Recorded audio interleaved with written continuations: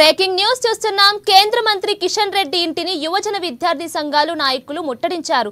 Neat పరీక్ష paper leakage అవకతవకలపై ఎన్టీఏని రద్దు చేయాలని కోరుతూ కేంద్ర ప్రభుత్వ తీరుకు నిరసనగా కేంద్ర మంత్రి ఇంటిని ముట్టడించారు. ఇక నీట్ సమస్యపై కేంద్ర మంత్రి కిషన్ రెడ్డిని అపాయింట్మెంట్ కోరినా ఇవ్వడం లేదని విద్యార్థి సంఘాలు ఫైర్ అయ్యాయి.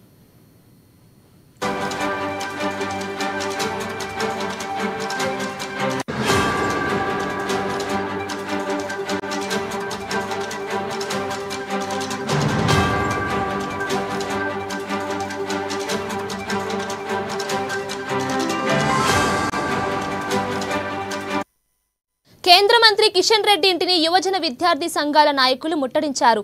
నీట్ పరీక్ష పేపర్ లీకేజీ అవకతవకలపై ఎన్టీఏని రద్దు చేయాలని కోరుతూ కేంద్ర ప్రభుత్వ తీరుకు నిరసనగా కేంద్ర మంత్రి ఇంటిని ముట్టడించారు.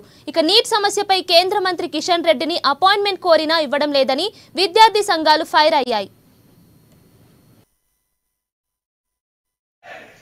జరుగుతున్నటువంటి నిరసనలు కానీ ఏదైతే ఉద్యమాలు జరుగుతున్నాయో ఇప్పటివరకు కూడా చలనం లేకుండా వివరిస్తున్నటువంటి బీజేపీ సెంట్రల్ గవర్నమెంట్ ఏదైతే ఉందో తక్షణమే వీటిపై స్పందించి విద్యార్థులు 24 లక్షల మంది దేశవ్యాప్తంగా నీట్ పరీక్షలో రాసినటువంటి 24 లక్షల మంది విద్యార్థులకి న్యాయం చేయాలి.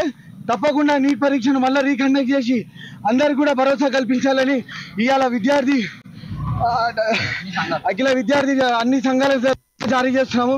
ఒకవేళ చేయని పక్షాన ఇదే విధంగా వీళ్ళు వివరిస్తే కనుక తీరనియకుండా చేస్తామని చెప్పి హెచ్చరిస్తున్నాం.